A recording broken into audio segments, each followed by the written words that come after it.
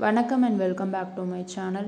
இன்னைக்கு நம்ம கோதுமை மாவுல நல்ல சாஃப்ட்டான பூரி எப்படி செய்றது அப்படின்றது தான் இந்த வீடியோல பார்க்க போறோம். இது சாப்பிடுறதுக்கும் ரொம்ப டேஸ்டியாவும் நல்ல சாஃப்ட்டாவும் இருக்கும். இது நான் ரேஷன் கோதுமை மாவுல தான் இன்னைக்கு நான் செய்ய போறேன்.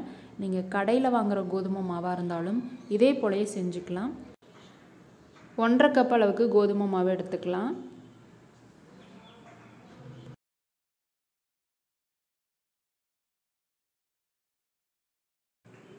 இதோட 1/2 டீஸ்பூன் அளவுக்கு தூள் உப்பு சேர்க்கிறேன்.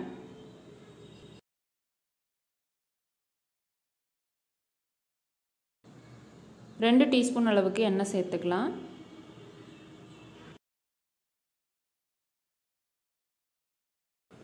ஒரு டைம் இது எல்லாத்தையுமே கலந்து விட்டுறலாம். இப்போ இதோட கொஞ்சமா தண்ணி சேர்த்து சப்பாத்தி மாவை விட கொஞ்சம் கெட்டியா நம்ம பிசைஞ்சு எடுத்துக்க போறோம். கொஞ்சம் கெட்டியா பிசைஞ்சாதான் நம்ம பூரி சுடும் பொழுது எண்ணெய் உரியாம இருக்கும்.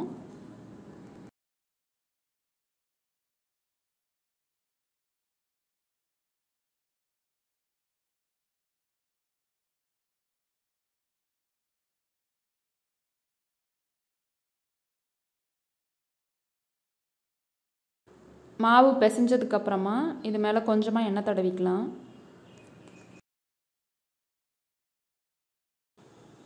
இதை ஒரு 1/2 மணி நேரம் ஊற வச்சுக்கலாம்.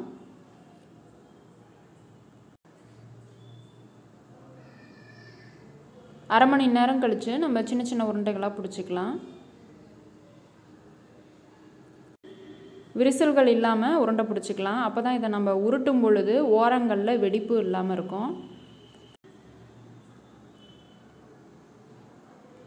கொஞ்சமா மாவு தூவிட்டு இப்போ நம்ம பூரிக்கு உருட்டி எடுத்துக்க போறோம். ரொம்ப மொத்தமாவும் உருட்டக்கூடாது, ரொம்ப சன்னமாவும் இருக்கக்கூடாது. ஓரளவுக்கு மீடியம் திக்னஸ்ல நம்ம உருட்டி எடுத்துக்கலாம்.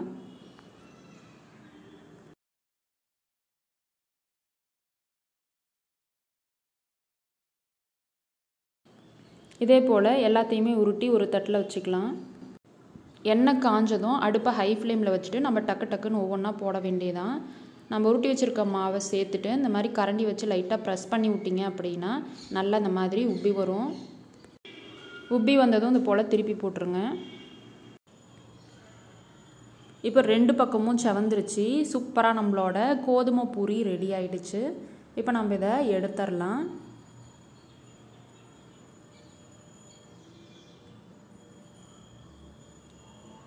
சூப்பராக நம்மளோட கோதுமை பூரி ரெடி ஆயிடுச்சு. இதே போலயே நம்ம மிச்சம் இருக்கிற பூரியும் போட்டு எடுத்துக்கலாம். இந்த கோதுமை பூரி சாப்பிட்றதுக்கு ரொம்ப டேஸ்டியாகவும் நல்லா சாஃப்டாகவும் இருக்கும் சாப்பிட்றதுக்கு. இதோட நம்ம உருளைக்கிழங்கு மசாலா, பட்டாணி குருமா, வெஜிடபிள் குருமாலாம் வச்சு சாப்பிடும்போது டேஸ்ட் ரொம்ப சூப்பராக இருக்கும். கண்டிப்பாக நீங்களும் வீட்டில் ட்ரை பண்ணி பார்த்துட்டு எப்படி இருந்ததுன்னு சொல்லுங்கள். இந்த ரெசிபி உங்களுக்கு நிச்சயமாக பிடிச்சிருக்குன்னு நம்புகிறேன். பிடிச்சிருந்தா வீடியோவை லைக் பண்ணுங்கள். இது வரைக்கும் நம்ம சேனலை நீங்கள் சப்ஸ்கிரைப் பண்ணலை அப்படின்னா சப்ஸ்கிரைப் பண்ணிவிட்டு கூட இருக்க பெல் ஐக்கானை கிளிக் பண்ணி ஆல்ன்ற ஆப்ஷனையும் செலக்ட் பண்ணி வச்சுக்கோங்க. உங்களோட மற்ற ஃப்ரெண்ட்ஸ்க்கும் ஷேர் பண்ணுங்கள். தேங்க்ஸ் ஃபார் வாட்சிங்.